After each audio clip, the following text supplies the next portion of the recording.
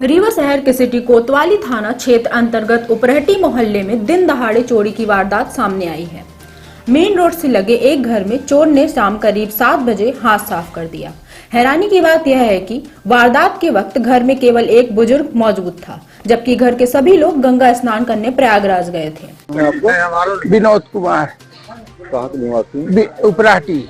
City कोतवाली आए हुए हैं। हाँ, अरे उधर लड़का चले गए इलाहाबाद गंगा नहाए और हम रहे न अकेले, नजर चूक भर के देख घुस का। अब हम आलू लेते रहे न जो मगवनी करके भागा। क्या लेके भागा? चांदी का सामान। घटना के संबंध में मिली जानकारी के मुताबिक उपरहटी निवासी विनोद खंडेलवाल के घर में ही खंडेलवाल ज्वेलर्स के नाम से दुकान संचालित होती है। घर के अन्य सदस्य गंगा स्नान के लिए प्रयागराज गए हुए थे। इसी दौरान बुजुर्ग विनोद खंडेलवाल घर का दरवाजा उड़काकर बाहर टहलने चले गए। ताक में लगे चोर ने मौके का फायदा उठाया और घर के अंदर घुसकर चांदी के जेवरात लेकर फरार हो गया। चोरी की पूरी घटना घर के सामने वाले मकान में लगे सीसीटीवी कैमरे में कैद हो गई है। सीसीटीवी फुटेज में चोर को घर के अंदर प्रवेश करते और चोरी के बाद बाहर भागते हुए साफ देखा जा सकता है। घटना की जानकारी मिलते ही पीड़ित ने सिटी कोतवाली थाने में शिकायत दर्ज कराई। शिकायत मिलते ही पुलिस ने मामले की जांच शुरू कर दी है और सीसीटीवी फुटेज के आधार पर आरोपी की तलाश की जा रही है। दिन दहाड़े हुई इस चोरी की घटना ने इलाके के लोगों में दहशत का माहौल पैदा कर दिया है। ये कौन सा मोहल्ला है और क्या घटना हुई है? ये उपरहटी मोहल्ला है और ये घटना हुई पीछे जो दुकान खंडेलवाल ज्वेलर्स लिखा हुआ है।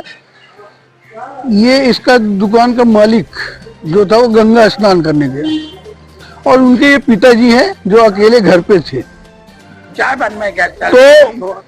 तो कोई लड़का आया जो इनके घर के अंदर, दुकान बंद थी, घर के अंदर घुस के और पीछे से दुकान, जो पीछे दुकान है वहां पर जाके सारा सामान इकट्ठा करके और लेके यहाँ से भाग गया। कितने बजे की घटना है? ये अभी 1 घंटा पहले की बात है।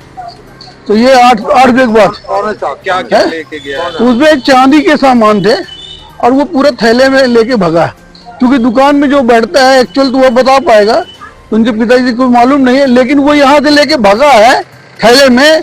और जो जब दौड़ के भागने के बाद क्या हुआ कि वो धीरे धीरे सामान गिरता भी गया। तो कई लोगों ने उसको आवाज दी पीछे से कि तेरा सामान गिरता जा रहा, लेकिन वो चूंकि चोर था सामान लिया तो लोग तो नहीं जान पा रहे थे ये क्या कर रहा।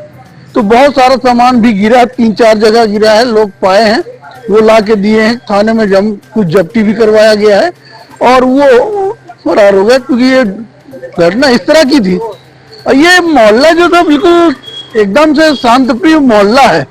इस तरह के कोई घटनाएं इससे कभी होती ही नहीं कि कोई घर के अंदर घुस जाए और इस तरह से सामान निकाल के लेके भाग जाए, दुकान लूट ले, घर लूट ले।